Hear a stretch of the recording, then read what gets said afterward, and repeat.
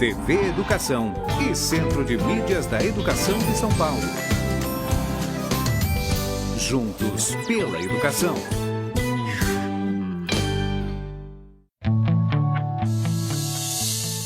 O programa a seguir é livre para todos os públicos.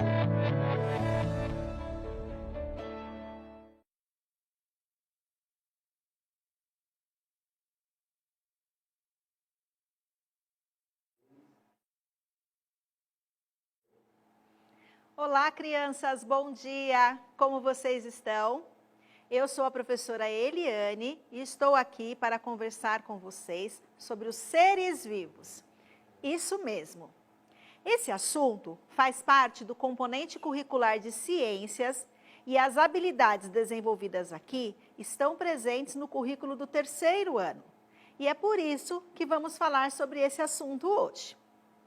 Mas antes de começar, eu gostaria de fazer um combinado com vocês. Sabemos que esse momento está sendo muito difícil, mas precisamos nos cuidar. Vocês estão com uma rica oportunidade de continuar descobrindo algumas coisas bem legais com essas aulas. Então, precisamos aproveitar ao máximo tudo isso, usando corretamente os recursos disponíveis e participando aí, na casa de vocês, como se estivessem na escola. Deixem sempre o material separado e caprichem. Façam as anotações principais e, se não der tempo de terminar, não tem problema. Você pode, depois do nosso encontro, aperfeiçoar o seu registro, faça ele da melhor forma, do seu melhor jeito. Pode ser com escrita, pode ser com desenho, você pode misturar as duas ideias da forma que você conseguir e realizar nesse momento aí na casa de vocês. Outras informações podem ser acrescentadas, combinado? Então, não se esqueçam, que é muito importante para que essa organização fique bem bacana, de colocar a data e o assunto que eu acabei de te contar. Vamos falar sobre seres vivos. Então, vamos lá? Os seres vivos, eles fazem parte de todo o ambiente, principalmente do nosso local de vivência. Então, às vezes, nós pensamos em seres vivos lá da floresta amazônica, né? Em animais grandes que moram nos oceanos, e nós esquecemos de olhar para aqueles seres que estão ali, no nosso entorno, no nosso local de vivência. Então, nós vamos conhecer outros seres vivos, mas também vamos pensar não só no nosso local de vivência, mas em todas as condições que esses seres precisam para conseguir sobreviver. Todas essas informações, elas vão ser organizadas, nós vamos agrupar esses seres vivos de acordo com algumas características, e isso facilita bastante a compreensão desse universo vasto, porque, olha, vou te contar uma coisa, nós temos seres vivos, mas são muitos, milhares, milhões de seres vivos espalhados por todas as partes do planeta. Para começar, eu vou ler para vocês um poema escrito por Cecília Meirelles, que se chama Leilão no Jardim. Então, acompanha comigo. Quem me compra um jardim com flores? Borboletas de muitas cores, lavadeiras e passarinhos, ovos verdes e azuis nos ninhos. Quem me compra esse caracol? Quem me compra um raio de sol? Um lagarto entre o muro e a eira, uma estátua da primavera? Quem me compra esse formigueiro? E este sapo, que é jardineiro? E a cigarra e a sua canção? E o grilinho dentro do chão? Este é o meu leilão. Cecília Meirelles. Bom, eu falei bastante palavrinhas aí no meio desse poema que vocês devem conhecer e que já podem começar a relacionar com o assunto da nossa aula, que são seres vivos. Então, vamos pensar do que o poema fala. Vamos anotar? Tudo isso que eu acabei de te contar aqui relacionando com o tema da nossa aula, do que esse poema está falando. Temos alguns exemplos de seres vivos que foram apresentados no poema. Então, anote aí no caderno de vocês esses exemplos. Vou te dar um minutinho, bem rapidinho. Ai, Pro, eu não consigo escrever direito o nome desse bichinho que você falou. Faz um desenho, faz uma representação, marca de alguma forma, porque aí depois, como a gente já combinou, você pode aperfeiçoar o seu registro. Para ficar mais fácil, a gente ganhar tempo, eu vou te dar algumas dicas. Ó, vou voltar aqui no nosso poema. Falei logo no começo, quem me compra um jardim com flores? Será que temos algum ser vivo aí no meio? O que você acha? Depois eu falei sobre borboletas de muitas cores, sobre passarinhos com ovos verdes e azuis. Estou te dando dica, rapidinho. Falei sobre caracol. Será que caracol é um ser vivo? Estou ficando com dúvidas, mas você registra aí. Não tem certo ou errado, tá? É uma grande tempestade de ideias para que vocês possam pensar a respeito. Ah, falei também sobre um lagarto entre o muro e a eira, uma estátua da primavera. Será que tem ser vivo nessa frase? Sapo? E a cigarra com sua canção? Um grilinho dentro do chão? Anotaram? Bom, então agora eu vou fazer mais uma leitura para vocês. É uma coleção bem pequenininha que chama Floresta, da coleção Esconde, Esconde. E juntos nós vamos descobrir algumas coisas nesse livro. Então vem comigo. Quem se esconde nas folhas? Vou te mostrar. Quem se esconde nas folhas? Pode ser vários animais, mas no livro nós temos um porco-espinho. O porco-espinho se esconde no meio das folhas. Vamos descobrir mais um. Quem estaria dentro da caverna? Qual é o ser vivo que vocês acham que estaria dentro da caverna? Vamos descobrir? Então, olha aqui comigo. Aqui nós temos um urso. Então, guarda aí. No primeiro, ele estava escondido dentro das folhas e agora nós temos um outro ambiente. Um ser vivo escondido dentro de uma caverna. Tem mais? Quem gosta de pular no rio? Qual é o ser vivo que vocês acham que vai estar escondido aqui no rio? Ele está escondido aqui. Pensa aí. Pode ir falando. Vamos ver? Então, aqui nós temos um sapo, um outro ambiente para este ser vivo. Tem mais? Quem se esconde dentro da árvore? Quem será que se esconde dentro da árvore? Vamos ver? Uma coruja. Aqui na nossa história, a coruja está escondida dentro da árvore. Quem está atrás das plantas? Vamos ver? Atrás das plantas, olha só, nós temos um veado. Então, temos folhas, plantas, urso, coruja, cada um num ambiente bem diferente. Quem está nadando no lago?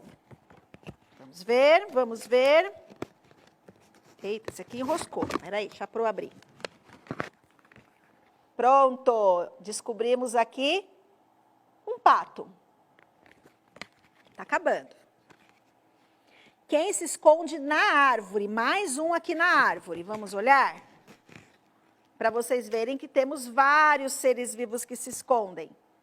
Um passarinho. Esse é o mais comum, né? Quando nós falamos em árvores, pensamos logo nos pássaros.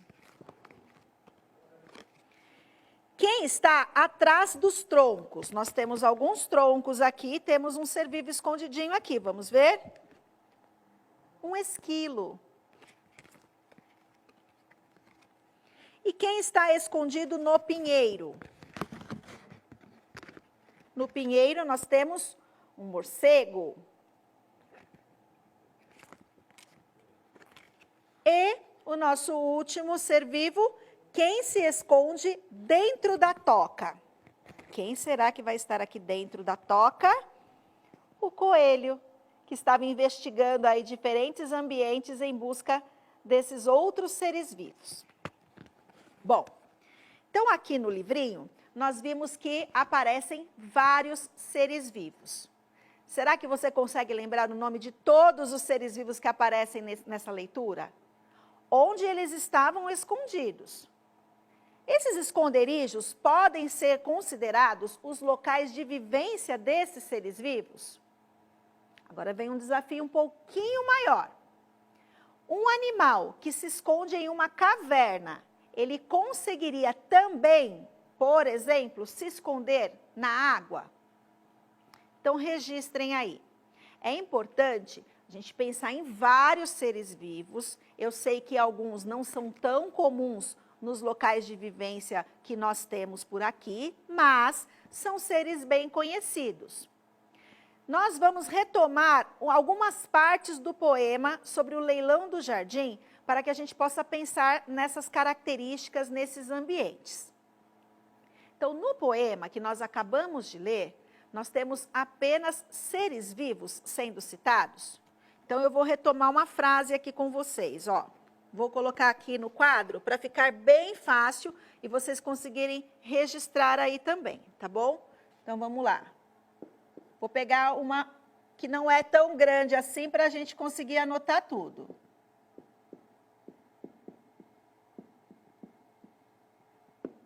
O grilinho.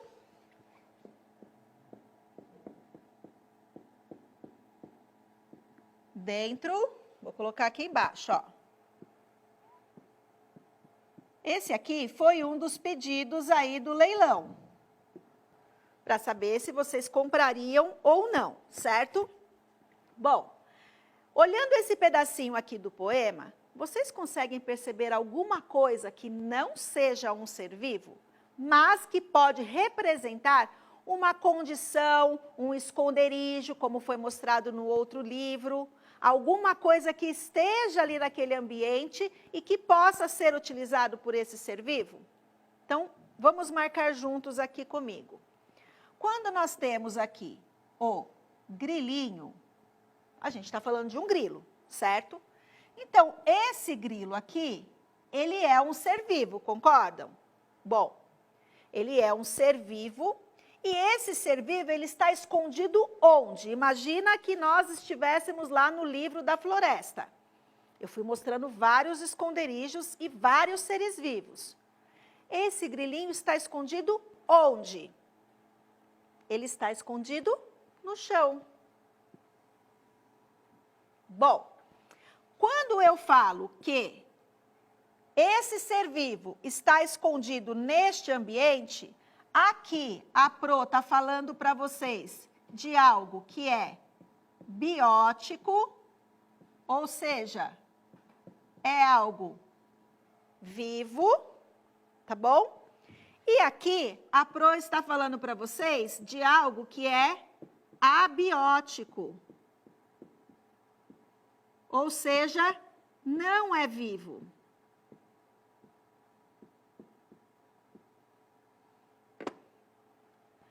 No ambiente, nós temos várias coisas que interagem. E os seres vivos, eles precisam dessas condições.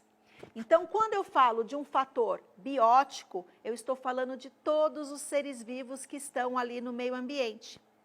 Para que ele possa ser vivo, ele precisa realizar um ciclo que nós chamamos de ciclo vital. Ele nasce, ele cresce, ele se reproduz e ele morre. Isso acontece com o chão? Isso acontece com a caverna? Ela nasce, ela cresce, ela se reproduz e depois ela morre? Então, tudo aquilo que representa os ambientes onde esses seres vivos estão, as condições que eles precisam nesse ambiente para conseguirem sobreviver, tudo isso aqui nós chamamos de fatores abióticos, que não possuem vida. Mas, sem isso aqui, os seres vivos também não conseguem sobreviver. Então, é essa interação ecológica que faz com que o ambiente ele seja aí tão povoado, tenha uma quantidade tão grande de seres vivos. E nós não podemos nos esquecer que esses seres vivos não são só os grandões, tá bom? Nós temos os seres pequenininhos também. Não podemos nos esquecer deles. Então, vamos só recapitular para você guardar bem aí na sua cabecinha. No ambiente, nós temos seres que são vivos, nascem, crescem, se reproduzem e morrem. Tudo bem?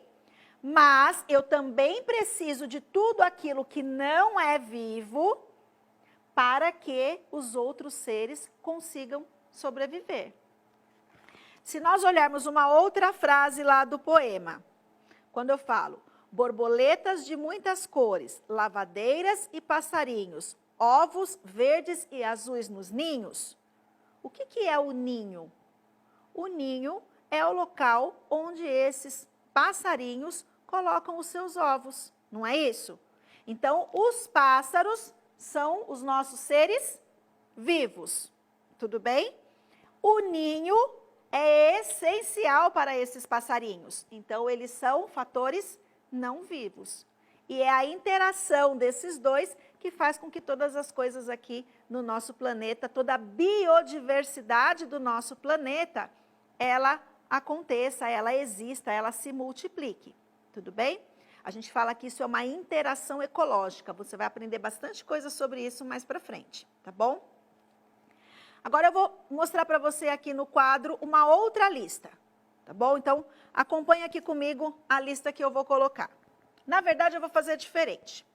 Eu vou falar para vocês alguns seres vivos e nós vamos tentar olhar para esses seres vivos separando o seguinte, ó.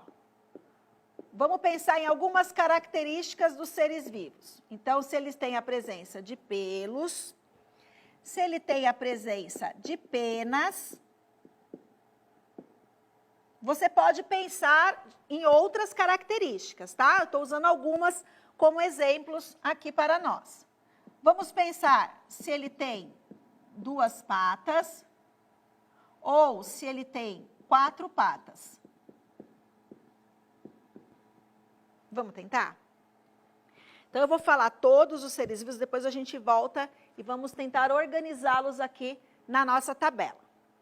Se eu pensar em pássaro, cachorro, peixe, gato, papagaio, golfinho, onça pintada, um leão, uma galinha e um cavalo. Tudo bem diferente.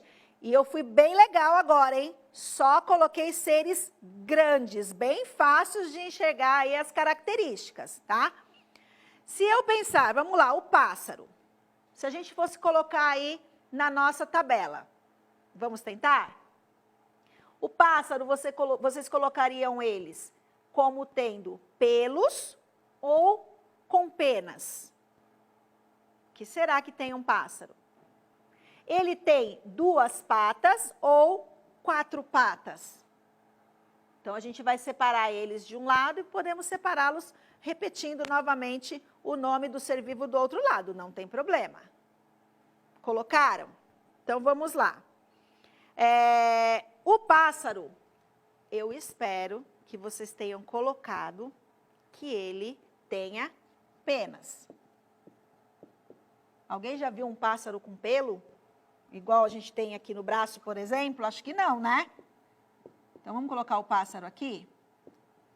Eu vou olhar se alguém escreveu alguma coisa para mim sobre essa resposta, hein? Quero só ver o que vocês estão colocando aí.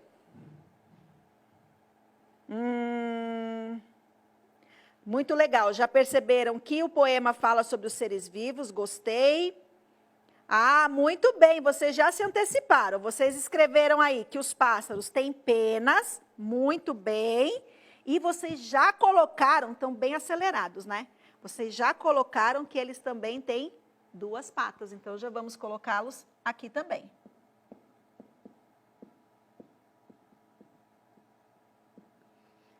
O próximo ser vivo que eu tinha colocado aí para vocês, vamos pensar no cachorro agora. O cachorro é bem comum, né? Onde que eu coloco o cachorro aqui? É diferente do pássaro? O que vocês acham? Escrevam aí, façam as anotações de vocês aí. Onde que eu coloco o nosso cachorro? Estou esperando. Ah, muito bem, o cachorro tem pelos, gostei de saber. Então, a gente vai colocar ele aqui na nossa primeira coluna. Olha, eu tenho certeza que é mais fácil escrever no caderno de vocês, viu? Tem pelos. E quantas patas tem o cachorro? Legal. Então, a gente pode colocar ele aqui. Agora, eu vou pegar um bem diferente. Depois, se não der tempo da gente fazer todos os animais, não tem problema, vocês completem essa tabela depois, tá bom? Vamos pensar nos peixes? E aí? Os peixes têm pelos ou eles têm penas? E agora? Eles têm 2 patas ou eles têm 4 patas? O que vocês acham? Estou curiosa, já vou olhar. Agora eu quero ver o que vocês acham a respeito disso. Onde a gente vai colocar o peixe aqui nessas características que eu organizei? O que a gente pode fazer com isso? Bom, os peixes, eles não têm pelos. E os peixes também não têm penas. Os peixes não têm nem 2 e nem 4 patas. Então, para que a gente pudesse colocar os peixes nesta nossa tabela de classificação dos seres vivos, nós precisaríamos aumentar a quantidade de características aí. A mesma coisa para o golfinho. A mesma coisa se eu perguntasse para vocês assim, o pássaro vive na água ou no continente? Aí eu já estou colocando uma variável a mais na separação e na classificação desses seres vivos. E isso pode ir variando. Se a gente pegar outro animal que eu coloquei aí para vocês, coloquei o leão ou o cavalo, aí eu tenho as características aqui para conseguir agrupá-los. Então, tudo isso que eu estou te contando faz parte do procedimento que os cientistas utilizam para classificar os seres vivos. Como nós temos uma quantidade muito grande de seres vivos espalhados por todo o planeta, vocês imaginem a confusão que seria classificar, organizar, estudar esses seres vivos, até mesmo dar o nome para esses seres vivos. Ia ser muito difícil. Então, essa organização que compõe a biodiversidade da Terra, ela, ao longo de mas muito tempo, ela foi organizada pelos cientistas e faz com que a gente possa agrupar os seres vivos em grupos menores e, com isso, facilitar o estudo que nós temos de toda a nossa biodiversidade. Ao mesmo tempo, a gente precisa pensar nos ambientes desses seres vivos e no respeito por esses espaços.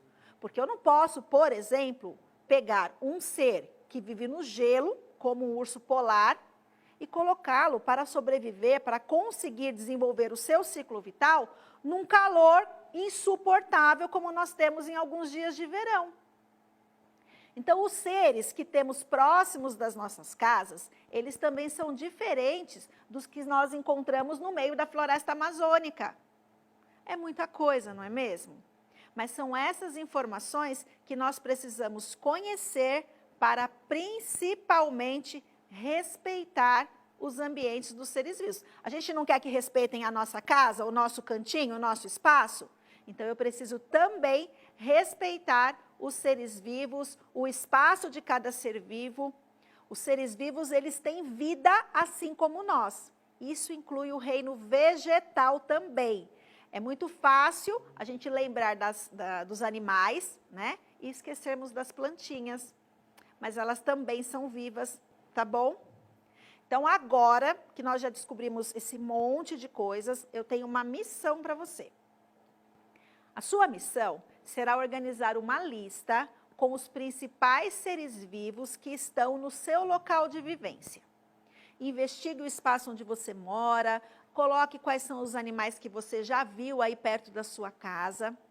Monte uma tabela como essa aqui que eu coloquei para vocês Escreva as características desses seres vivos e o que você descobriu que tem por aí. Aí você pode separar esses seres vivos em grupos, de acordo com essas características.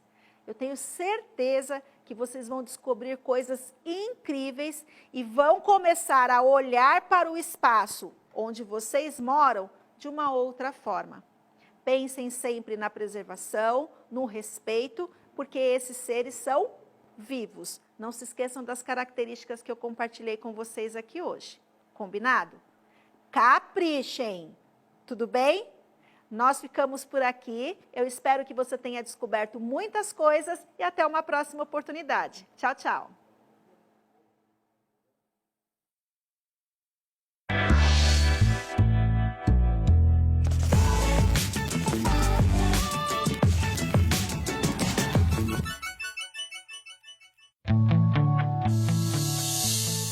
O programa a seguir é livre para todos os públicos.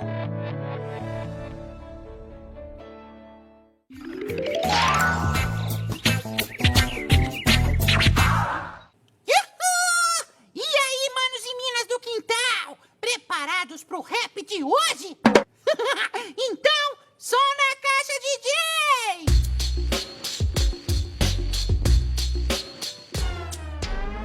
Você pode ser adulto ou criança, ele faz você perder a esperança, pois parece que não larga do seu pé. O seu nome é chulé! Tem chulé de todo tipo e odor, é um verdadeiro filme de terror. Carniça, batata podre, queijo, pum. Quem aguenta esse futum? Lave os pés no banho e sente muito bem entre os dedos. E no fim do dia, depois de brincar, bote as meias pra lavar. Lave os pés no banho e sente muito bem entre os dedos. Use tanto no sapato e no pé. Mande embora esse chulé! Ha! Ninguém merece aguentar o chulé dos outros, né? Tchau!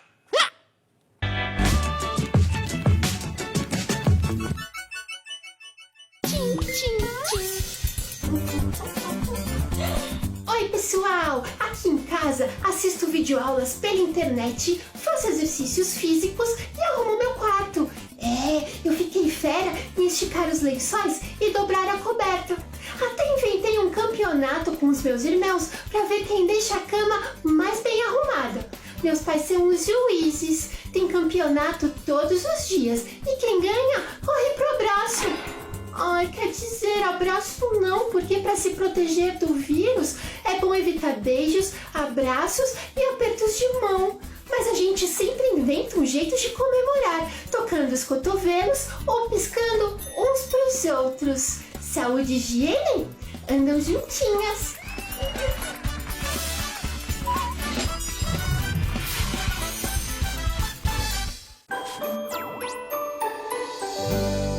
Estudar é para todos. TV Educação e Centro de Mídias da Educação de São Paulo. Juntos pela educação.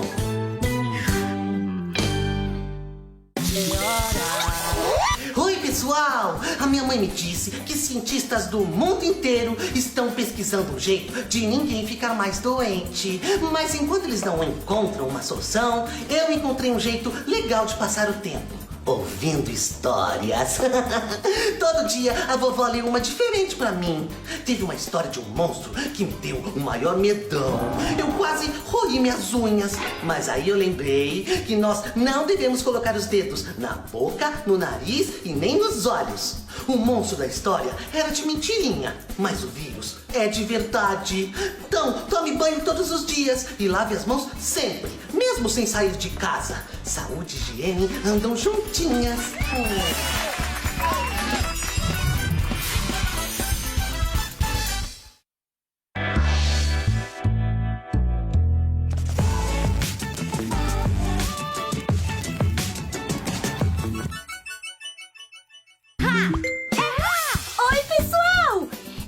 Por conta do coronavírus, eu também estou em casa igualzinho a vocês.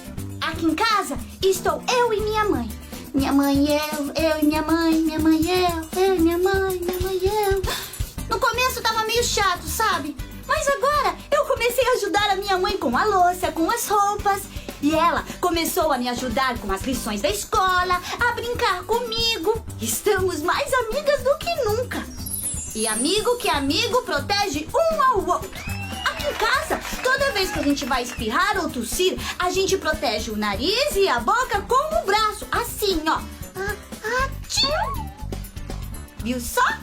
Higiene e saúde andam juntinhas. Calma aí, mãe, eu já vou. Vamos lá.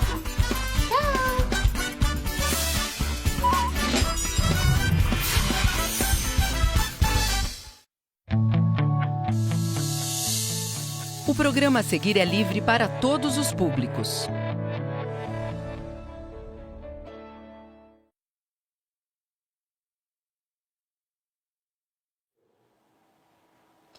Bom dia, gente. Tudo bem, terceiro ano? Como que vocês estão?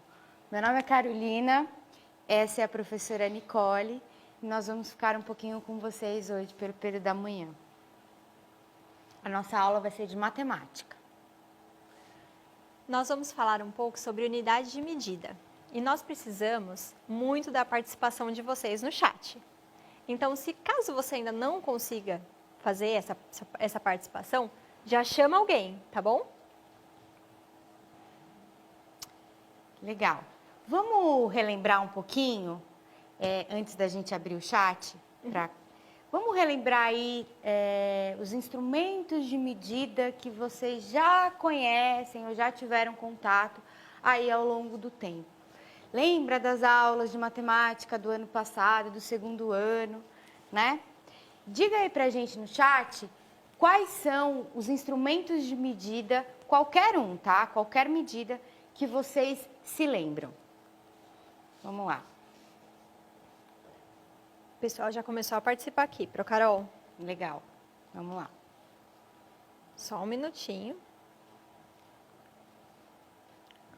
Ó, já tem gente lembrando da régua. Eu acho que esse é o mais famoso, né, entre eles. Qual mais? Tem pessoal falando sobre a fita métrica. Legal. Olha que legal. Fita métrica. A Bruna falou que a mãe dela usa muito a fita métrica porque a mãe dela é costureira. Isso é verdade, eles Legal. usam bastante, né? Sim. E outros instrumentos? Será que só o que mede tamanho? Não tem outros instrumentos que meçam outras unidades de medida, a não ser centímetros, metros? Dá pra gente, de repente, medir água com régua? Olha que legal, o Jefferson indicou a colher. Acho que ele chegou perto do seu Olha. pensamento, né, pro Carol? Que legal. Bom, gente, por que a gente está falando de instrumentos de medida? Porque a nossa aula hoje vai tratar sobre unidades de medidas e medida, tá? Para isso, a gente vai usar uma imagem, tá? Antes da gente começar a observar essa imagem, a pensar sobre ela, queria lembrar vocês que vocês podem acompanhar as nossas aulas pelo aplicativo do Centro de Mídias Educação Infantil e Anos Iniciais, tá? Não se esqueçam de digitar Centro de Mídias de São Paulo, Educação Infantil, tá? É esse que vocês podem acompanhar as nossas aulas dos anos iniciais, certo? Certo. Então vamos lá, professora Nicole, vamos colocar a imagem aqui e pensar um pouquinho sobre ela, certo? Essa imagem é a imagem de um monumento muito famoso, inclusive ele é uma das 7 maravilhas do mundo e fica aqui no Brasil. Quero que vocês me digam aí no chat o nome desse monumento e onde esse monumento fica. Vamos pensar um pouquinho? Enquanto eles estão pensando, ainda está tendo uma participação em relação aos instrumentos de medida. Legal, vamos lembrar. Indicaram, a Sofia e a Maria indicaram a trena, o Samuel Joia. lembrou do termômetro, Olha, a Yara falou o relógio e o Gustavo falou um barbante. O que tá certo, né? Dá pra gente usar Perfeito. para medir as coisas um barbante. E agora a participação já está em relação à sua pergunta. é mesmo? Ó, o Pedro, a Sara, o Gabriel, todos disseram Cristo Redentor. Esse é o nome do monumento. Muito bem. Mas isso ainda mesmo. não me falaram aqui sobre onde que fica esse monumento. Quero ver a participação. Qual lugar do Brasil fica esse monumento? Gente, vamos lá. Ó, o Davi também lembrou que o nome desse monumento é Cristo Redentor. Legal. O João conseguiu já entrar para o assunto de onde fica. Ele falou que fica no estado do Rio de Janeiro. Muito No bom. estado do Rio de Janeiro, No muito estado bem. do Rio de Janeiro. A Ana Clara lembrou que não só no estado, mas na cidade do Rio de Janeiro. Isso mesmo, Ana Clara. É um dos pontos turísticos da cidade do Rio de Janeiro, gente. Muito legal. Queria saber com vocês também, para vocês jogarem aí no chat, compartilhar com a gente, se algum de vocês já foi até esse monumento, já visitou, já viu esse monumento ao vivo. Vamos Será lá? que alguém já foi lá no Rio de Janeiro e visitou esse lugar? Eu nunca fui. Você já foi, Pro? Eu já. Você já foi lá visitar? Eu conheço o Cristo Redentor. Você acredita que eu já fui para a cidade do Rio de Janeiro várias vezes, mas nunca tive o prazer de ir lá visitar? Fica bem cheio, né? Geralmente é bem lotado. Quase não dá pra gente chegar perto. Ah, então deve estar fechado, porque a aglomeração agora esquece, né? Exatamente. Olha, a Alice e a Ana Carolina, assim como eu, nunca foram. Mas a Ana Helena já foi. Ela já esteve lá. Que legal, Ana Helena. E deixa eu perguntar uma coisa para vocês que já foram, que já estiveram lá, e para vocês que também nunca estiveram ao vivo, tá? Vamos olhar para a imagem e pensar sobre o tamanho desse monumento. Será que esse monumento, ele é grande, é pequeno? Será que ele é maior ou menor do que a gente? Vamos Bom, lá. enquanto eles vão pensando, eu estou pensando aqui também sobre as suas considerações. Mas acompanhando do chat, a Isadora falou que a avó dela já foi e que adorou. O Legal. John, ele descreveu com uma palavra o tamanho. Ele disse que é gigante. Nossa. Eu que já estive lá, posso dizer para vocês, gente, é enorme. É muito, muito, muito grande. Você se sente uma formiguinha perto do Cristo, ao vivo. O Vinícius indicou que é gigante também. E a Emanuela falou que é grande. E o Hugo também concordou com ela. O Felipe nunca foi, mas sabe o que ele disse? Que deve ser. Ele deve ter olhado bem essa imagem, já deve ter considerado em relação à escada, provavelmente. Dá pra gente fazer uma relação aí, né? Com certeza. E ver também, uma curiosidade, tem muitas cidades aqui no Brasil que tem Cristo Redentor também. Só que esses Cristos Redentores, eles são menores do que esse que fica na cidade do Rio de Janeiro. Esse que fica na cidade do Rio de Janeiro é o maior Cristo Redentor do Brasil, tá? Então, se você já foi para alguma cidade, e tivesse... Eu, por exemplo, já fui para Águas de Lindóia e lá também tem um Cristo. Mas não é desse tamanho. Mas não é desse tamanho. Fica Entendi. bem lá no alto também, como esse, mas é menor em relação a esse Cristo Redentor lá da cidade do Rio de Janeiro. Por isso que foi importante nós falarmos sobre qual que nós estamos falando, né? Que é do Rio de Exatamente. Janeiro. A Pro Rogéria disse que é muito grande, usou vários is, assim, ó, para identificar o tamanhão dele. E a Letícia falou que tem mais ou menos uns 100 metros. A Isabelle Nossa. disse que tem 38 e o Henrique já chutou 1010. Nossa! Nossa, a gente nem chegou na pergunta que a gente queria fazer e vocês já estão respondendo. Como vocês são Exatamente. ágeis. Exatamente. Pensando um pouco nesse sentido do tamanho do Cristo, alguém aí já respondeu, né? Mas vamos pensar quantos metros, vocês podem até pesquisar, tá? Quantos metros de altura tem esse monumento, o Cristo Redentor lá do Rio de Janeiro? E enquanto vocês vão pesquisando aí, e eu vou acompanhando, ó, já tem, Matheus disse que tem 120 metros, Será? o Guilherme 301, Nossa! o Daniel chutou 500 e a Sofia 120. Nossa! A gente queria fazer uma ponte também com o que vocês aprenderam lá no segundo ano, nas aulas do segundo ano do EMAI, quando a professora trouxe uma régua para vocês, né? Para vocês medirem o lápis, a caneta, o caderno, o tampão da mesa, né? Vocês lembram dessa atividade do segundo ano? A gente lembra porque a gente fez com os nossos alunos, né? Exatamente. Espero que vocês lembrem também. Nós queríamos que vocês pensassem um pouquinho sobre isso. Quando vocês mediram lá o lápis usando a régua, vocês trabalhavam com centímetros, né? Será que o Cristo a gente vai trabalhar com centímetros? Acho que não, né? Será que é fácil medir o Cristo com a régua? Olha, o Lucas disse que tem 600 metros. Imagina ter que colocar uma régua em cima da outra para medir isso. Uma régua de centímetros até chegar em 600 metros? Meu Deus! Todos estão colocando que são metros. Ele não tem centímetros. Então ia ficar muito impossível, né? Medir com uma régua de 30 centímetros. E voltando à pergunta que a gente fez, o que o chat está dizendo aí? Quantos metros tem o Cristo Redentor? Olha, o Murilo colocou 150 metros, a Alice 200 metros, o Thiago disse 38 metros. O Thiago acertou. O Thiago acertou. A Isabelle também marcou 38 metros. Será que eles pesquisaram ou será que eles já sabiam? Não sei, de repente eles foram visitar. Mas é uma boa ideia a gente pesquisar, né? Quem tiver acesso à internet, aí, ó, dá para pesquisar não só esse monumento, mas muitos outros também, para a gente ter a noção do tamanho que nós somos perto deles, né? E falando em o tamanho que nós somos perto deles, quanto você mede, pro Carol?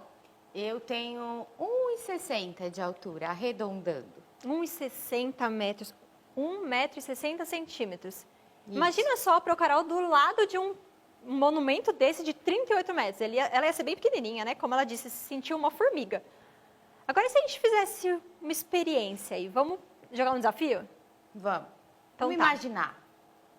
Vamos imaginar quantas de nós empilhadas, né, uma em cima da outra, seriam necessárias para a gente chegar a 38 metros, a altura do Cristo Redentor. Você já fez essa brincadeira? Você já imaginou isso? Eu já. Quando eu visitei o Cristo, eu imaginei quantas Caróis iam precisar para chegar ali no bracinho dele, vai. Peraí, deixa eu ver se eu entendi. Pegar você e colocar você em cima de você? Exatamente. E mais uma vez, e mais uma vez, até chegar ao tamanho do Cristo? Sim. Então, se eu pudesse ir desenhando aqui, eu ia pôr uma Carol, outra Carol, até chegar lá em cima? Sim. É esse o desafio. Mas de Eles verdade. pensarem quanto seria? É. Calma aí, você mede 1,60 m. Você também. E Você o Cristo... poderia ser eu e você, uma em cima da outra. Até chegar lá na cabeça dele. Até chegar lá em cima na cabeça dele. E ele tem 38 metros. Sim. Meu Deus. Como será que faz essa conta? Isso é difícil, hein? Muito. Até porque a gente está pensando em centímetros. Olha, Andressa, calma aí. Antes eu vou falar. O Pedro disse que as pessoas que acertaram, com certeza pesquisaram. Isso é uma boa dica. Vale a gente conferir a realidade, né? Porque a gente pode até chutar, mas é sempre bom a gente confirmar, né? A pesquisa é muito importante. Exatamente. A Andressa falou que precisaria de 500 Carols. Será que tudo isso? Tudo isso? A Maria Luísa já falou um pouquinho menos, 200. Ixi, eles estão chutando alto. Mas chutar, quem sabe já pode pensar na conta? É. Falando nisso, como será que a gente pode fazer essa conta para Nicole? Será que só existe um jeito de fazer essa conta? Não sei. Mas quais seriam esses jeitos? Você tem uma sugestão? Eu tenho uma sugestão. Nós poderíamos, vamos lá, escrever 38 metros e tentar desenhar o Cristo. E se você tem 1,60, eu poderia colocar 1,60, mais 1,60, mais 1,60, mais 1,60, até dar 38. Será que daria certo? Eu acho que sim. Sim? É isso que a gente está sugerindo. Ou um jeito mais fácil ou menos complexo da gente fazer essa conta. Qual que seria? Será que a gente podia pedir ajuda? Não sei, se você ainda tiver dificuldade de usar a calculadora, pedir ajuda para alguém para pegar o número 38 e dividir pela sua altura? Eu acho um jeito legal. Pode ser? Mas e se eu pegasse a minha altura e multiplicasse até descobrir por algum quantas número, vezes? Até chegar no resultado 38. Nossa, tá complexo, né? Na verdade, existem vários jeitos e várias formas e várias contas para a gente fazer para chegar no mesmo resultado. Existe jeito errado? Não. Não, né? Não existe jeito errado. Você pode tanto somar quanto multiplicar e até mesmo dividir. Dividir a altura do Cristo pela nossa altura. Deixa eu ver o que eles estão falando aqui, Carol. Olha, o Gabriel deu exatamente a mesma dica que a gente tinha pensado. De pegar 38 e dividir pela sua altura. Ou seja, pegar 38 e dividir por 1,60. Que é assim que a gente marca, né, a altura. Ó, o pessoal agora já começou a perceber que 400, 500 já é muito. Eles estão diminuindo. E eles estão falando que pode ser que seja 15. 15 Carols. Será? 15? Eu acho pouco. Pouco. Vamos pensar aqui. Eu tenho 1,60.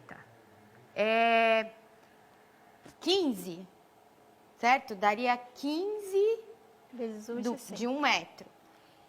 Mais 60 centímetros vezes 15, quanto que dá? Olha, enquanto você está fazendo essa conta aí, eu estou acompanhando que o Isaac falou que são 31 Carols. Já tá mais próximo. Acho que aí já está mais perto da realidade, né? É. O que mais? Eles estão falando aqui, eles estão fazendo a conta. A gente também demorou um tempo para descobrir. A Provera, ela disse que está gostando muito da atividade e que ela nunca tinha pensado em usar um monumento para abordar esse assunto. Que legal, muito Que obrigada bom que a gente pela deu essa participação. ideia. Bom, e aí? Eles estão fazendo a conta, Pro. Vocês podem pegar 38 metros e dividir por 1,60. Vocês podem multiplicar 1,60 por algum número para dar 38 metros, que é isso que nós perguntamos. Que número é esse? Quantas vezes tem que multiplicar 1,60 para chegar no resultado de 38 metros? Olha, Pro, eu acho que eles foram buscar ajuda, porque agora sim, eles estão conseguindo. Que legal. E ajuda nem sempre precisa ser de uma pessoa, né? Pode ser muito bem de uma calculadora, né? O Guilherme, o Dimitri, a Gabriela e a Maria Luísa falaram que fizeram a conta e eles chegaram no número 23 e uns quebrados. E uns quebrados. Eu acho que eles estão corretos, porque quando eu fui fazer a conta, quando a Carol me contou quanto ela media, eu falei que deu quase 24. Então, Isso. quase 24 é a mesma coisa que 23 e uns quebrados, né? E quanto que é esses quebrados aí? Vamos pensar aqui. A gente está falando de um número decimal, né? Porque não é um número inteiro. Se fosse um número inteiro, seria 23, Exatamente. né? Esses quebrados aí dá em torno do quê? 0,25, que é 1/4. Precisaria de 23 caróis, mais quantos pedacinhos para dar a altura do Cristo? Você Nossa. sabe essa resposta? Vamos jogar para eles, né? Enquanto isso, a Prodora falou que a aula está muito boa, está amando e já está pensando em fazer com a turma dela. Isso é ótimo. Ótimo. E o mais legal, Pro Carol, é que a gente está falando sobre a sua altura, né? Que é 1,60 m. Lembrando que 1 metro, ele é completo, né? Mas os 60, eles são centímetros. Se fosse certinho, se alguém tivesse 2 metros, seria muito mais fácil essa conta, né? Com certeza. Por isso também dos pedacinhos, né? Exatamente. São 23 caróis, ou 23 para o Nicole, mas quantos pedacinhos nossos? O Luan disse 2. que são alguns pedacinhos. Alguns pedacinhos, resume bem, Luan. Mas alguns quantos? Eu quero saber quantos pedacinhos. A Pro Mônica disse que é uma ótima estratégia, como a gente está fazendo. Que legal. E a Mayara falou que a aula está muito boa, mas ela ainda não conseguiu descobrir quantos pedacinhos. Posso contar para vocês? Conta, porque até eu já estou curiosa. São 23 caróis, ou 23 Nicoles, mais 3 pedacinhos nossos. O inteiro seriam 4, né? Se a gente fosse fazer essa divisão, seria 1 inteiro sobre 4. Em números decimais, isso dá 0,25. Então, vocês precisam multiplicar 1,60 por 23,75 para dar 38 metros. Então, seriam 3 pedacinhos a mais. É muita Procarol pro meu gosto. Imagina, 23 e mais uns pedaços. Meu Deus. Pode Mas ser nós duas. É verdade. A Isabela tinha dito que são 3 pedacinhos e o Leonardo também. O Bento também completou com 3 pedacinhos. Ótimo. Muito bom. Muito legal. Bom, então, gente, nós vimos aí, né, um monumento que pode ser medido em centímetros, mas é mais fácil a gente medir em metros. Será certo? que? E Como será que deve medir, né? Fico pensando. Em centímetros? Não, o que será? Qual instrumento de medida será que eles usaram para medir o Cristo, né? Nossa, eu acho que teve que ir por partes, né? É muito grande. Ou então uma régua muito grande, É. que não dá para uma pessoa carregar. Precisariam de várias pessoas ou de uma máquina, né? Pro, a Letícia falou, nossa, que difícil. E é verdade, é bem difícil, né? Quando a gente para pensar, para medir coisas muito grandes, fica muito difícil a gente medir com uma régua, né? E falando em ser muito difícil medir as coisas, eu também acho que é muito difícil medir as coisas. Com certeza. Vamos pensar no portfólio? Vamos, mas vamos só deixar uma coisa clara antes? Claro. Gente, unidade de medida é aquilo que você toma como referência, que você marca para medir alguma coisa. Teve um participante que falou de barbante. Sim, o barbante ele pode ser uma unidade de medida. Assim como nós fomos uma unidade de medida para medir o tamanho do Cristo aqui.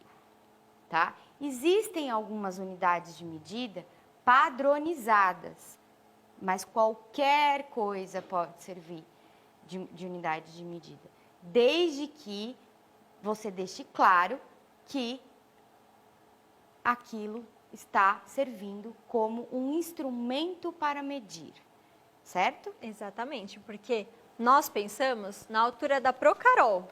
E a Procarol tem 1,60. Agora, e se fosse alguém mais alto ou mais baixo? Aí os números já seriam diferentes. E é por isso que existem as regras dos centímetros, dos metros, das polegadas, do quilo. Então, nós temos vários tipos de instrumentos para se medir. E difere também o que eles medem e por que nós precisamos deles, né, Pro? Sim. Agora, voltando no portfólio, nós temos uma proposta, vamos dizer assim. É um desafio, só que infelizmente a gente não vai ficar sabendo, né, da resposta. Mas bem que eu vou ficar imaginando quando eu voltar para minha casa. Já que vocês têm que guardar, né, todos esses materiais que vocês estão fazendo, produzindo durante as aulas que estão sendo apresentadas, nós gostaríamos que vocês pensassem na altura de vocês. Se por um acaso você ainda não sabe a sua altura, já pede para alguém te ajudar, porque você vai precisar saber. Posso lembrá-los de uma coisa? Claro. Quando vocês vão passar no médico, no posto de saúde, vocês sobem numa balança, né? É um treco de metal. E aí o médico puxa uma régua. E aquela régua, né? E aquela régua mede a sua altura. Mas se você não foi recentemente no posto de saúde, porque a gente está no momento de ficar em casa e só sair numa emergência, quando for muito necessário, não tem problema. Você pode pedir para alguém te medir com uma fita métrica, por exemplo. É verdade. Muito bem, a fita métrica ela é ótima. Até a minha pessoa aqui dá para medir com uma fita métrica, eu acho. Nós duas, né?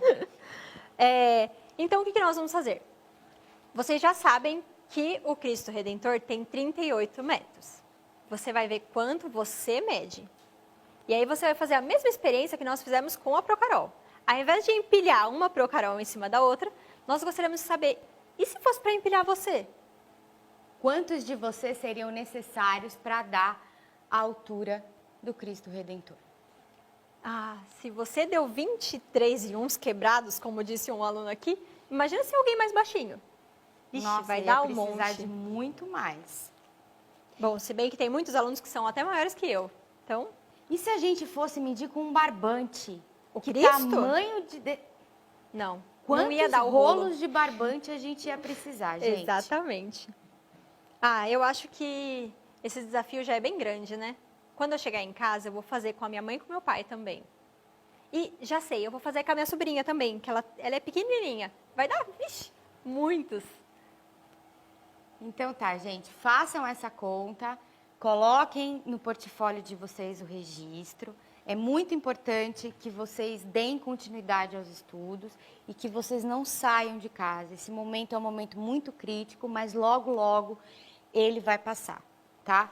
E acompanhem as nossas aulas, mais uma vez, pelo aplicativo do Centro de Mídias de São Paulo, Educação Infantil, tá certo?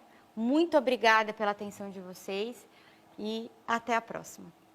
Muito obrigada e até a próxima. Tchau, tchau.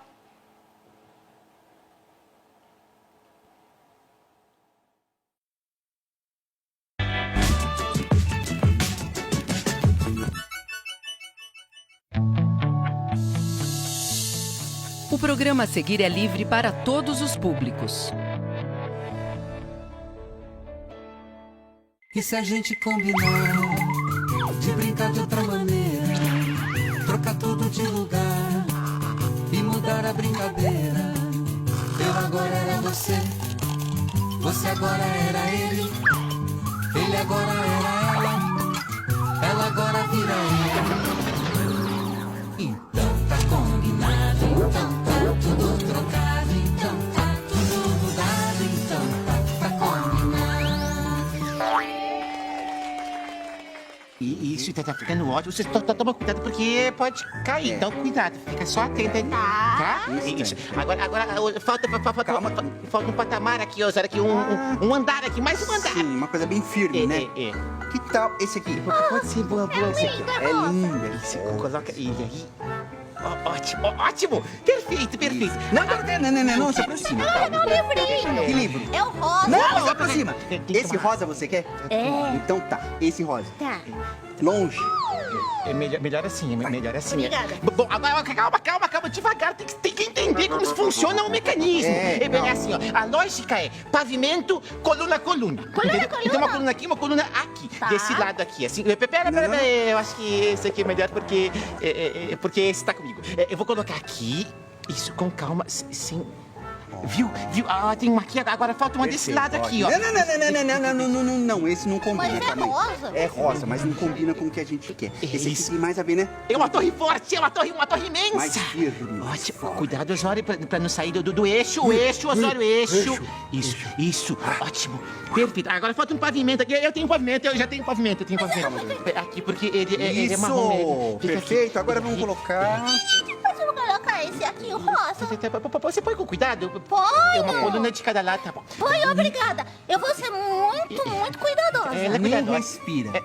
Nem respira? Nem respira. Vai. Calma, devagar.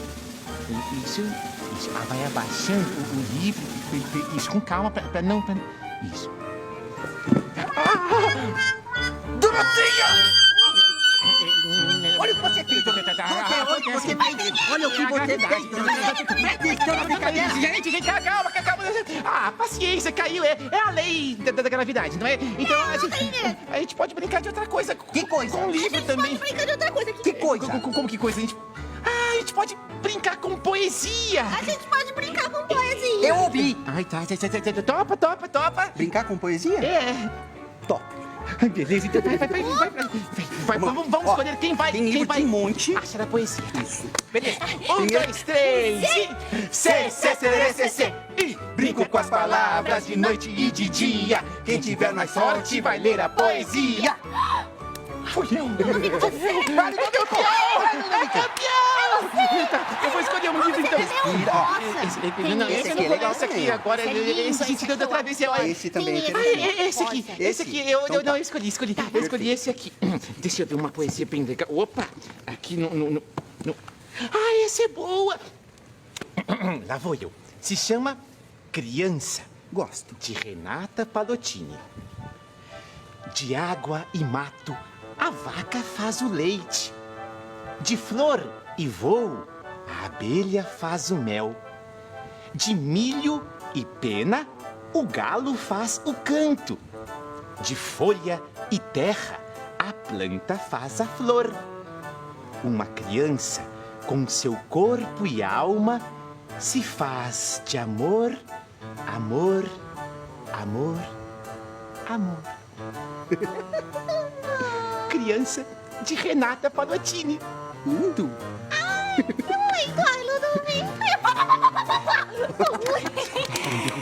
vou fazer outro. Não!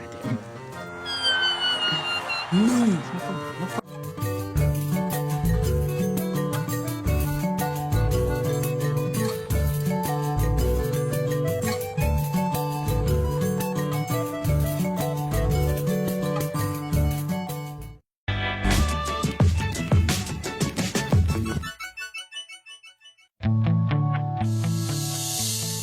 O programa a seguir é livre para todos os públicos.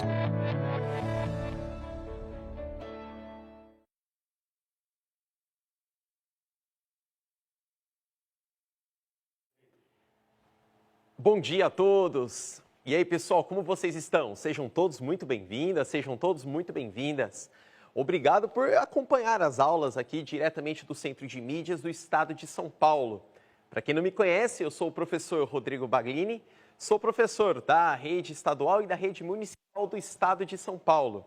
Hoje nós estamos aí já partindo para a nossa terceira aula do terceiro ano. Quem diria, hein? Neste período que nós estamos passando, já vamos para a nossa terceira aula.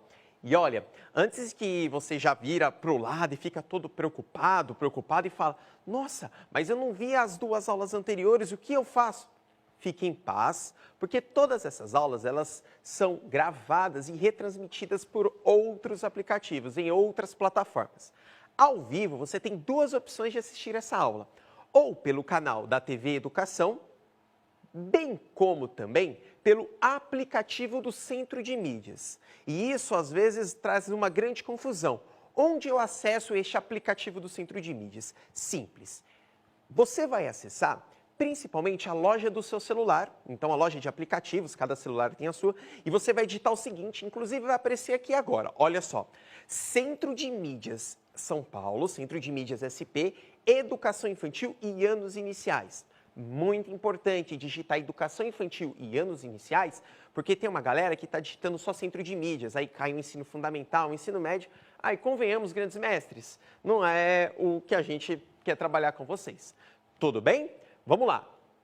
Primeiro ponto, para a gente começar essa aula, como o professor Baglini sempre fala, organização, pegue o caderno, caneta, lápis de cor, enfim, porque a aula é à distância, mas o professor está próximo de vocês, beleza? E responsáveis, familiares, acompanhem as crianças neste período. Nós também compreendemos toda a situação, muitos pais responsáveis estão em trabalho home office e por muitas vezes não conseguem atender a criança. Nós compreendemos muito, mas tenta separar pelo menos algum momento do dia, seja agora na aula ou seja depois, para conversar sobre a dinâmica que aconteceu na aula. Beleza? Vamos juntos, galera? Para a gente começar então, olha que interessante, vamos fazer uma pequena revisão? Olha só, as duas imagens que eu vou colocar aqui, ó, viu só? Agora tá melhor. Vai rever as nossas duas aulas anteriores, para quem perdeu. A primeira aula, nós discutimos a nossa identidade, a identidade do mundo. Quem somos nós no planeta, não é verdade? Quem somos nós? E aí, eu até pedi para subir a hashtag Sou Importante. Aliás, quem quiser já nos comentários colocar a hashtag Sou Importante, manda ver, porque todo mundo é importante. Essa foi a primeira aula. Aí discutimos quem somos nós, pedi para vocês se desenharem, reconhecer uma característica positiva. Já na segunda aula, eu pedi para reconhecer a identidade do Brasil. Quem somos nós no Brasil? E aí, não sei se vocês lembram, eu trouxe aqui para vocês uma tabela do IBGE que construía todas as características populacionais do Brasil. E aí a gente chega a algumas conclusões, como o Brasil, ele é um país extremamente miscigenado. Vocês lembram que era miscigenado? Misturado. O Brasil tem todas as origens, bem como a distribuição populacional, ou seja, as pessoas no Brasil estão concentradas em alguns pequenos lugares. Tudo bem? Então vamos lá, eu vou fazer então uma rápida revisão. Enquanto isso, já vamos separando o caderninho e a caneta, importante. Vamos para a lousa então? Mudou? Olha só que interessante. Então, o Brasil, o professor não vai ficar tanto tempo aqui, porque nós não temos assim o dia inteiro, igual vocês estão acostumados na escola. Então, o Brasil apresenta uma grande diversidade populacional. Então, nós discutimos isso na nossa última aula, diversidade populacional. Inclusive, era interessante que um dos fatos que fez a gente chegar à conclusão desta grande diversidade populacional era exatamente o contexto histórico.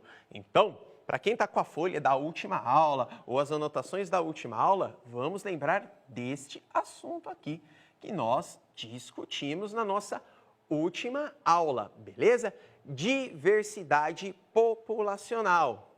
Aliás, a gente tem que aprender de todas as maneiras. E aí eu vou convidar, principalmente, esse lado aqui, ó, a moça que traduz Libras. Muito obrigado pela sua companhia.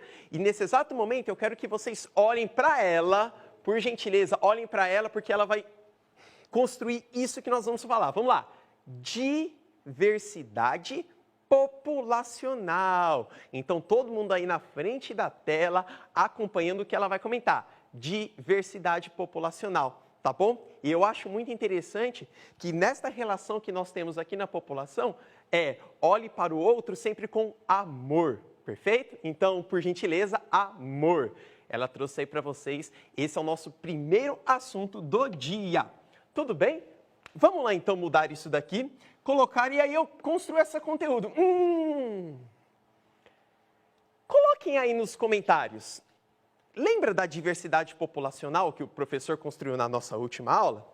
Esta imagem que o professor colocou aqui para vocês, ele representa que grupo populacional, esta diversidade populacional do Brasil, que grupo esta imagem representa? Vamos lá? E aliás, por falar nisso, já que eu pedi a interação nos comentários, vamos ler os comentários. Olha só, nossa, Brian, o Brian, eu lembro do Brian na nossa última aula. Brian, você é assíduo. Logo mais, já vou começar até a chamar a sua atenção, hein, Brian? Logo quando começou, som importante, show, som importante, a aula é muito legal. A Laura, ela fala que é da população indígena, perfeito. Vamos lá, o Fernando falou que é dos indígenas, o Murilo diz que é dos indígenas, o Renato diz que é dos indígenas, o Kainan diz que é dos indígenas. Aliás, Kainan, que nome curioso. Kainan, converse depois com o seu responsável, talvez a origem do seu nome possa ser uma origem indígena, Kainan. Olha que interessante para depois você conversar, não sei. Agora, vamos lá. A gente vai começar a discutir esta população que ela é extremamente importantíssima, mas assim, very importante para as características culturais do Brasil. Muito. Não só para as características culturais, para nós compreendermos os indígenas. E antes de mais nada, isso é muito importante. Não, quando a gente fala, por muitas vezes a gente comenta indígena e quer estereotipar, assim, na verdade colocar alguns rótulos, tá bom? Indígena é origem, indígena é valor cultural, indígena é etnia, indígena não necessariamente é um comportamento. Às vezes a gente quer falar dos indígenas e a gente não percebe, eu vou homenagear os índios. Não, você não vai homenagear os índios, vai homenagear os indígenas. Tudo bem? Então, isso é importante. Agora, olha que interessante. Este indígena, ele está fazendo a sua maquiagem, a sua pintura, utilizando um espelho que é um produto de um espaço urbano. E aí, é muito interessante pensar que tanto eles como qualquer outra etnia faz parte de toda essa diversidade populacional. Você já parou para pensar quantas palavras, quantos alimentos, quantos valores culturais nós temos desta população? Por exemplo, hoje, logo pela manhã, eu comi uma tapioca. Logo pela manhã. Feita ali com uma farinha de mandioca. E sabe quem apresentou isso para mim? Em certa medida, num contexto histórico? Os indígenas. Pois é. Tem uma característica muito importante, essa eu costumo brincar. Meus estudantes sempre falam, nossa, professor Rodrigo, o brasileiro tem uma mania de higiene, tomar banho todos os dias, porque a gente atribuiu dessa galera, olha só a importância, tá bom? Mas, infelizmente, devido a toda a história brasileira, os indígenas, que eram centenas de milhares, vocês lembram das unidades que as professoras de matemática colocaram na aula anterior? Que eram centenas de milhares, se reduziram a algumas dezenas de centenas. Pois muitos enxergaram os indígenas, principalmente os colonizadores, como pessoas que iriam atrapalhar o seu processo de expansão econômica. Triste pensar nisso, né? Talvez o amor, olha mais uma vez, olha como que faz o amor, olha essa maravilha construindo aqui. Talvez o amor não estava presente nessas relações coloniais. Tudo bem? Eu agora vou construir trazendo um mapa para vocês. Olha que interessante, são 2 vezes. 1, 2 e mapa. Apareceu aqui na tela agora. Se não aparecer, ele vai aparecer daqui 2 segundos. Apareceu. Percebam, o negócio aqui é muito rápido. Olha só. Isso aqui era uma caneta, tá, gente? Calma. Vai dar tudo certo. Peguei. Para não correr o risco, eu vou pegar a caneta vermelha, porque se falhar, eu não passo vergonha, né? Que mapa é este? Qual é este território? É o mapa do Brasil. Toda vez que vocês analisarem um mapa assim, ele tem um nome, ele chama mapa mudo, né? Então, é um mapa que não traz as informações, simplesmente está aqui, construído desse jeito. Para você montar este mapa no caderno de vocês ou na folha, eu vou dar uma dica. Não precisa de copiar isso não, grandes mestres. Faz isso daqui, ó, simples. Isso aqui é uma dica que eu sempre construo para os meus estudantes. Perfeito? Faz isso aqui. Pronto. Olha como é simples. A gente consegue também representar o Brasil desta maneira para ficar bem simples, tá bom? Olha só. Eu tenho este mapa. Tá sem informação, grandes mestres. Eu vou jogar uma perguntinha para vocês. Qual a região do Brasil onde hoje se concentra a maior parte da população indígena no Brasil? Vamos lá? Para a gente responder as regiões, nós temos que lembrar as regiões do Brasil. Vamos lá, então? Vamos junto com o professor? Nós temos a região Sul, a região Sudeste, a região Centro-Oeste, a região Nordeste e a região Norte. Perceberam a dica? Qual é a região que concentra a maior parte da população indígena? Sul, Sudeste, Centro-Oeste, Nordeste ou Norte? Bom, eu quase dei a resposta aqui, eu quase gritei. Deixa eu olhar exatamente agora nos comentários. Vamos lá? Olha, o pessoal está colocando. O Davi é na região do Amazonas. O Mark é na região do Amazonas. Olha só, que legal! O Gustavo, ele colocou assim, trouxe as minhas origens, tapioca, biju, rede. Que massa, Gustavo! Ó, tá vendo como vocês me ajudam também? Viu quantas coisas indígenas nós utilizamos no nosso dia a dia?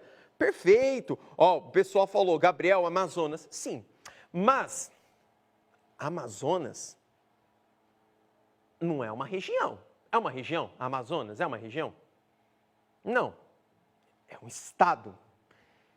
A região é a região norte. Vamos lá, então. A maior parte da população indígena se concentra na região norte. Alguém, por acaso, consegue me explicar por que concentra na região norte? Isso quer dizer que na região sudeste, no litoral, região sudeste é esta aqui. No litoral, nós não temos mais indígenas? Vocês acham que no litoral do Brasil, litoral é a região que é banhada? Qual é o nome desse oceano mesmo? Eu não lembro. Vocês podem me ajudar nos comentários, gente? Eu não lembro. Qual é o nome desse oceano? Me deu branca agora. Me ajudem nos comentários. Eu vou pegar aqui a colinha de vocês, tá bom? Qual o nome desse oceano? Deixa eu ver. Perfeito, Lucas. Oceano Atlântico. Muito obrigado, Lucas. Você me ajudando, né? Eu não lembrava. Então, nós temos também muitos indígenas concentrados no litoral, mas parabéns para quem respondeu Amazonas ou região norte. Hoje, a maior parte da população indígena do Brasil está concentrada na região norte. Agora que você está construindo o seu mapa, lembra eu não quero que você escute o que eu vou falar agora para os responsáveis, combinado? Beleza? Por favor, que minha conversa agora é com o pai, com a mãe, com os responsáveis, tio, tia, enfim. Olha só, neste exato momento, a criançada está construindo o seu mapa, está apontando algumas características populacionais, está perguntando da onde vieram, quem são os indígenas, o que fazem.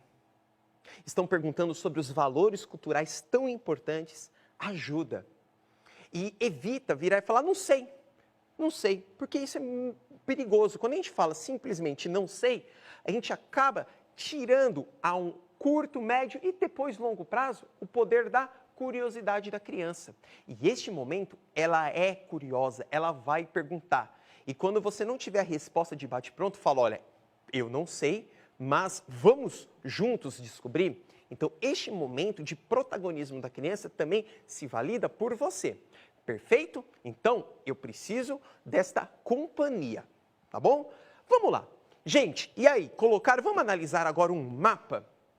Tem um instituto, eu não contei para vocês, porque essa aula, eu dei uma aula desse tipo, assim, de análise de mapas para o 5º ano. Tá vendo? Vocês no 3º ano já tem no conteúdo do 5º ano. Quem diria, hein? Eu trouxe o Instituto Brasileiro de Geografia e Estatística. É um órgão governamental que traz muitas informações bem sérias e por isso que eu vou trazer. Entretanto, ele traz os mapas. Olha só, aparece o mapa do IBGE, por gentileza, ele apareceu. Fica tranquilo, ele pode parecer todo confuso, eu não consegui entender, mas olha só que interessante que ele nos traz.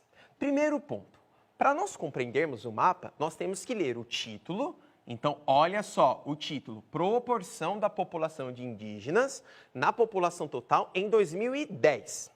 Tudo bem? 2010. Então, nós já estamos falando de 10 anos, teve um tempo. Temos também que ler a legenda. A legenda, ela vai construir informações que estão sobre o mapa. Olha só como é muito interessante. Se a gente analisar o mapa, a maior parte da população indígena, segundo a legenda, segundo o IBGE, de fato, e parabéns, vocês acertaram, eles estão concentrados aqui na região norte. Mas, para quem achava que nós não tínhamos indígenas no litoral, está muito enganado. Dá uma olhada, grandes mestres, a população indígena no litoral do Brasil. É absurdo. E isso mostra o quanto eles fazem parte da nossa miscigenação. Vou perguntar para vocês, e aí eu quero que vocês coloquem no comentário, tá bom? Vamos lá. Por que vocês acham, prestem atenção, que a população indígena está concentrada mais na região norte do que no litoral, envolvendo aqui o Nordeste, o Sudeste e o Sul? Porque a maior parte da população indígena está concentrada aqui na região norte. Deixa o Pro destacar aqui para vocês, amores. Perfeito? Ó, o Pro vai destacar, vai aparecer agora na sua telinha. Olha que interessante. Então, por que a maior parte da população indígena está concentrada no norte? Vamos ver os comentários? Eu só vou continuar a aula se tiver comentário. Vamos lá. Agora, estou abrindo aqui. Olha que interessante. O Davi, ele está colocando porque tem floresta. A Yasmin está colocando porque tem floresta. O João porque tem floresta. Olha só. Isso é interessante a gente conversar com a criançada, né? Por que tem floresta? Quer dizer, então, que o indígena só pode morar em floresta? Não, não pode. Não pode. O que acontece? Durante todo o processo de ocupação do Brasil, todo o processo. Então, lá em 1500, quando Pedro Álvares Cabral achou o Brasil, ele não descobriu nada, tá, gente? Não descobriu. Porque quem já morava aqui no Brasil? Os indígenas. Então, quando ele achou o Brasil, não existe descoberta. Ele achou. O Brasil não está... Porque crianças, inclusive, os responsáveis agora devem estar olhando e falando, professor Rodrigo, você está me complicando. Como que eu vou explicar para os pequenos? Sim. Quando o Cabral ele chega aqui no Brasil, o Brasil está vazio? Ele simplesmente chega e o Brasil aparece? Não. Já tinham pessoas que moravam aos séculos aqui no país. Então ele acha o Brasil, porque o Brasil já era ocupado. Tudo bem? É que o que acontece? Como a gente tem uma história bem eurocêntrica, eles colocam essa ideia de descoberta porque aí glorifica Cabral. Não, ele achou. Olha só, amores, quando ele cola aqui no Brasil em 1500, ele acha o Brasil, ele começa a sua ocupação. Eu vou voltar para o mapa anterior para não confundir a cabeça de vocês. Ó, volta para o mapa anterior, muito obrigado. Olha só, vou apagar aqui. Gente, se eu fizer isso na sala de aula, o que acontece com a mão do Pro? Vocês já sabem? Eu ia conseguir ficar com a mão limpinha? Eu ia conseguir ficar com a mão limpinha igual eu fiquei aqui? Provavelmente não, ia estar cheio de giz. O que acontece? Quando os europeus, os portugueses acham o Brasil, então eles vêm para o Brasil, vão ocupar principalmente aqui o início da região Nordeste, eles começam a ocupar o litoral. Começam a ocupar o litoral. E aí, os indígenas, fugindo de todo o processo de ocupação, fugindo da escravidão, eles começam a se concentrar mais no interior do Brasil. Quando a gente fala se concentrar no interior do Brasil, professoras e professores, o que eu vou falar aqui vocês vão brigar comigo, mas vai ficar bem simples. Eles começam a entrar no Brasil. Eu ia falar entrar para dentro, mas se você entra, você só entra para dentro. Se você sai, você só sai para fora. Então, eles começam a entrar no Brasil. E, com isso, eles vão ocupar, sobretudo, a região norte. Então, criançada, viu só? A região norte não tem a maior parte da população indígena simplesmente porque tem florestas. Também, mas não só. Vocês percebem como a história é bastante importante? Por exemplo, se eu encontrar um indígena no meio de uma grande cidade, eu vou virar para ele e falar, você é o lugar de moradia na floresta? Não. O lugar de moradia é onde ele bem entender. Afinal, nós temos o direito de ir e vir. Todo mundo. A Constituição brasileira, que é um conjunto de leis, tá bom? O Brasil ele tem Constituição. Ele prega esse valor para todos, tá bom? Olha só, na aula de hoje, então, nós discutimos a população indígena. Importante, organize junto com o pequeno o seu portfólio. E para quem acessou agora, entrou no meio da aula e perdeu todo o início, esta aula está sendo transmitida, tanto pelo canal da TV Educação, quanto pelo aplicativo. Ah, professor Baglini, onde eu faço o download do aplicativo? Simples, você vai acessar a loja de aplicativos do seu celular e vai digitar o seguinte: Centro de Mídias SP, Educação Infantil e Anos Iniciais. Digita isso porque é muito importante para a molecada acessar as aulas corretas. Gente, outra informação. Mantenham a higiene, o álcool em gel.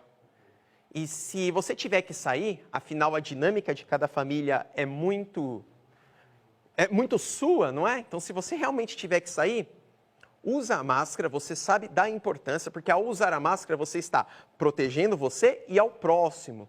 Criançada, se tiver que sair, assim, é só em último caso, tá bom? Usa a máscara também. Isso é muito importante e, principalmente, evite aglomerações, tá bom? Então, olha só, vamos aqui organizar esta atividade que nós tivemos hoje. Vamos lá?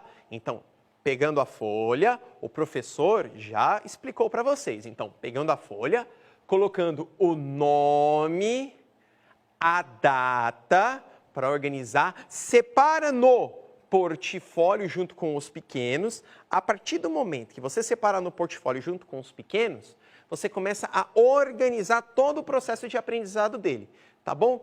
E, importante, separa em algum momento do dia, um momento para você conversar com eles. Eu entendo que nesta pandemia tem muitos responsáveis que estão trabalhando em regime home office. Eu acho isso tão bonito, home office. Estão trabalhando em casa. E por estar trabalhando em casa, às vezes não consegue estar nessa relação próxima e as crianças ficam ali, eu compreendo. Mas separa um momento do dia, nem que seja 5, 10, 15 minutos, para sentar do lado e conversar sobre o dia da criança, conversar quais foram as atividades e vamos organizando. Afinal, quando tudo isso passar, você vai pegar esse portfólio da molecada, vai colocar numa pastinha, vai chegar na escola e falar: professora, professor, está aqui toda a atividade que os pequenos fizeram, tá bom? Lembrem-se, isso é importante. Não precisa de terminar a atividade agora. Tem gente que fica falando, professor Rodrigo, a aula tem 20, 30, 40 minutos, eu não consigo realizar toda essa atividade. Não dá. E aí, fica naquele desespero. Fica tranquilo.